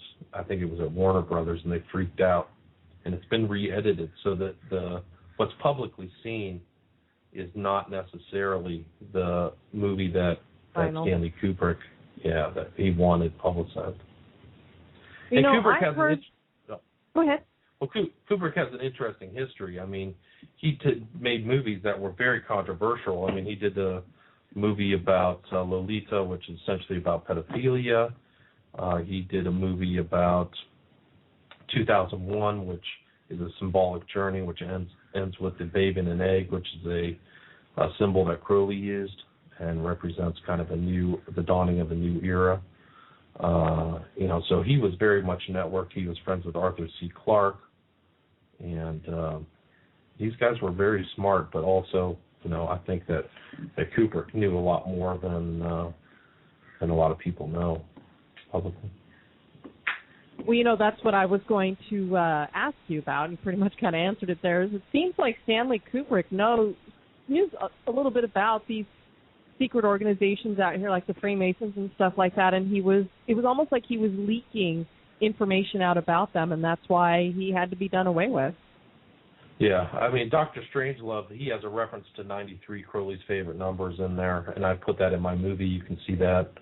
You can see that he clearly was revealing elements to, if people could pick it up, he was definitely trying to put it in there. So he was networking. He had kind of an interesting life. He, for some reason, after like the 60s or 70s, he became kind of reclusive. He, stayed in his own little area in England. He left the United States, and he really didn't move around too much or didn't fly a lot. So people usually would go to go see him, and I think it's kind of an indicative element of people who know a lot or have seen too much. They kind of stay inside a lot. It's just something that I've found. We've been talking a lot tonight about numbers and their symbols and different symbolism, the kind of tattoos that Damien Eccles has on his body and that other occultists put on their bodies. People, when they look at this stuff, they don't know what these symbols mean. So most people say, well, what's it going to bother me if I don't know what the symbols mean? Why do you think it's important for people to not only recognize these symbols but understand what they're saying? Well, because it's like a secret language, and a lot of these people's intent is not good. A lot of people have secrets because what they want to do is generally not favorable to society. The reason why secret society is a secret because what they know, I don't think is really socially beneficial. So it's like a form of communication. So to know that he is tagging his followers with an X, that Damien Eccles uses the skeleton key symbology, unicursal hexagrams, pentacles, pentagrams. He has the same kind of sword motif that Hunter S. Thompson has on his arm, that Johnny Depp has. There's correlations and connections with very dark, evil people and organizations, and you want to see if something's coming to your town, you want to make sure that your children and your family's safe, and these people are really dangerous. I agree. I think that's why it's important to understand what these are, because whether you feel like you're delving into the occult or something by looking at it, which I think we need to know our enemy, is that you need to understand the reason why they're putting those symbols out there is it's like they're talking to each other. So we have to understand, and I've changed the focus of my show. I used to just do politics, and I wouldn't look at a lot of this stuff. And finally, after this last election where Obama got reelected, I went, you know what? We need to start looking deeper into the behind-the-scenes stuff, because it doesn't matter what we do at the ballot box anymore. It doesn't matter how hard we fight back against this government. There's something else going on here, and I think we need to understand these symbols because they're telling us what they're doing. Yeah, and they like to do it right in front of your face, too. I mean, they like to say they get like a perverse joy by revealing their conversation while one side of the population understands and the other side doesn't. It's like keeping their, revealing a revelation of the method, or they do it. And Obama's done it. I've got tape of Obama talking about Skull and Bones. He actually references this guy who's a Skull and Bones member and says, I'm glad you're here to see me today. But the public doesn't know that he's a Skull and Bones member, but the Bonesmen do. So Obama is networked within the occult. I mean, I'll just lay that out. That's why he's been, given that office. And if you go see, I've got pictures of Obama with the torch. He's there in the background of the White House. He has a huge picture of the Statue of Liberty torch, not the Statue of Liberty, but just the torch, which is a representation of, the torch is the light of Lucifer, and that's pretty much a well-known symbol in the occult. So, it's important to know these symbols, and when people exhibit these symbols, they're manifesting their ideology. And so it's something to know, especially if the ideology, likes murder, death, destruction, whatever. I mean, it's you want to know that. Well, and the interesting thing about Obama is obviously there's a lot of people out there who believe that he is a Muslim since he was born to a Muslim father, and I basically think he's a narcissist, that he doesn't believe in one religion over another. But, the interesting thing about Islam is they've got all of their symbology in there as well. They've got the crescent moon, so we know they worship the moon god, which is basically the opposite of the sun god, but it all comes back to Satan in the end. So there's no doubt that this man has satanic influences in him. And you mentioned earlier that he carries these little, I don't know what you call, these little things in his pocket that represent different occultic beliefs he has. Yep. They're like, charms. Yes, that's exactly what I was looking for. It makes you wonder, when we get these guys that come in as president, is there some kind of, and I'm just asking you to speculate here, do you think they do some kind of ritualistic thing that kind of puts them into the office that's separate from the inauguration? Yeah, I think that there's all kinds of secret rituals that take place outside of our purview. I think that that's definitely the truth. I think that, they're selected on different things. It just goes even back to Albert Pike. Albert Pike in Morals and Dogma stated that we want to have one of our people in the highest office, from here on out. And if you look back and you just go Mason, Mason, Mason, Mason, Mason. So, I think that there are different things. And I know for a fact that Obama's before his most recent election, he went to the Masonic Temple in San Francisco to raise money, which is a huge edifice. I used to actually live by there on Taylor Avenue and walk by it every day. It's on the same street, as a matter of fact, as the Bohemian Club. Is actually right down the street from the Masonic Temple, but the Bohemian Club the Bohemian Grove is actually an adjunct to the Bohemian Club in San Francisco. But Obama went to the Masonic Temple in San Francisco to raise money, which should tell people a lot. And so I do think that there's tying and bonding rituals and stuff like that all these guys go through, including on both sides of the fence, Democrat and Republican. Going back to Damien Echols, he is speaking at some kind of a conference, and you have an article up on your website that FedEx has pulled out their sponsorship because he's been added. That's correct. So I think the word's getting out that the story is kind of a fraud. So it's starting to, I think that the cracks in the edifice, I called it a wall of deception, but I think the cracks are starting to show. And I think that his behavior is really showing that, his current involvement in Satanism actually has an effect upon understanding of what happened before the crimes. And it shows that he definitely was a person who was capable of doing the crimes. So I think that the big sponsors are realizing they're exposing themselves by being associated with him. And I think that even the stars themselves are starting to pull back. I saw just the other night on the Grammys, Johnny Depp opened introduced Mumford & Sons, who are kind of a known, kind of more Christian-oriented band, which I thought was interesting. So it's almost like he's putting himself out there to try to clean himself up by being with a kind of more lily white, folk band. Or maybe it's another one of those poke in the eye kind of things. True.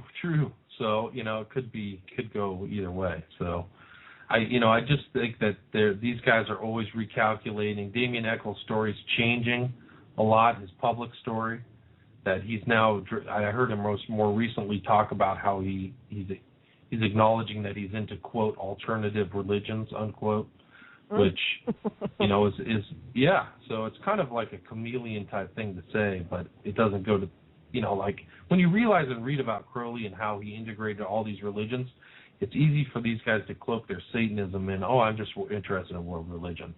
And Damien Echols has made that statement over and over. He's into Reiki, which is energy work. He's into some type of Buddhism. That's some kind of thing the Shogun, not the Shogun, but the kind of Japanese were into. And he has an interest in meditation. And, you go through, you can see like in that video on my website, he's got the tarot out. So he's got all the standard kind of black bag Satanist practices that go back even before Crowley. This has been a fascinating discussion with you, William. Thank you so much for coming on the show and sharing all of your knowledge with us in all these different areas. I think this is so important for people to hear about this kind of stuff. Where can they check out your websites and get a hold of both of your books? Well, my books are available on Amazon and Kindle, and my website is www.occult911.com, and I have a blog where you can read more information that's not even included in my book, and that blog is Occult911, OCCULT911.wordpress.com. That's fabulous. Thanks so much for joining us, William. Thanks, Dan. I really appreciate it. It's wonderful to talk to you. You're a great host. Thank you very much.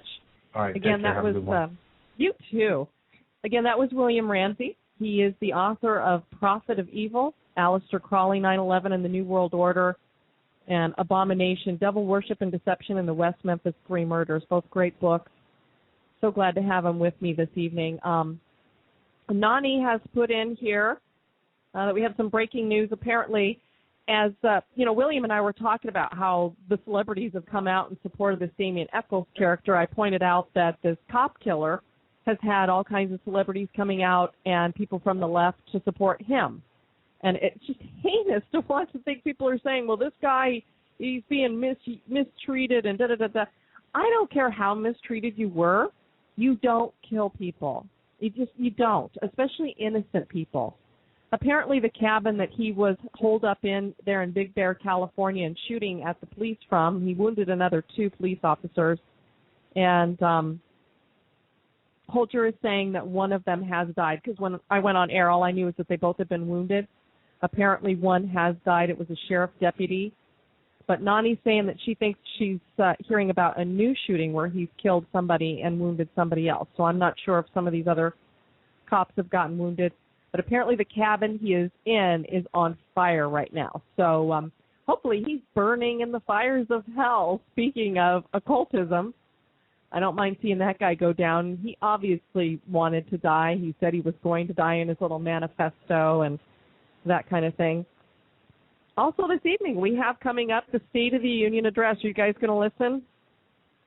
I really don't want to be ill later on, so I don't think I can endure it. Denise wants to watch Swamp People. I guess we'll be watching Swamp People tonight. I don't know if they're on, but it's a lot more exciting than watching Obama. Toothless people killing alligators, great thing. Hey, they shoot guns. She loves her guns. But if you are going to watch, maybe an interesting way to look at it is based on some of the stuff we talked about tonight. Are you going to see maybe some occultic signs or some in-between language that the president is using? We've heard various things in past State of the Unions about New World Orders and things. I know we're definitely going to hear about amnesty. We're going to hear about taking away our guns and spending more money. Isn't that a fabulous thing? All right, tomorrow night on Twilight Hour, I do have a ghost hunter will be joining me in the first hour, and in the second hour, we're going to have a fabulous horror writer who writes Christian horror. It's a great thing. So hopefully you guys can join us for that. Bruce Hennigan is his name. That'll be at 10 p.m. Eastern Time. First hour is at 9 p.m. Eastern Time. And then I will be back on the air on Thursday at 6 p.m. Eastern Time. Haven't chosen, yes, I did. I chose the topic. What was I going to talk about? I can't even remember what it, 2045. We're going to talk about transhumanism on Thursday, 6 p.m. Eastern Time. So join me for that as we learn about the occultists and the globalists' goal to live forever and how they're going to do that via transhumanism. You guys have a fabulous rest of your night. Take care, and I will see you around the boards. God bless. Keep up the freedom fight because freedom always wins. Goodbye! Okay, I'm good.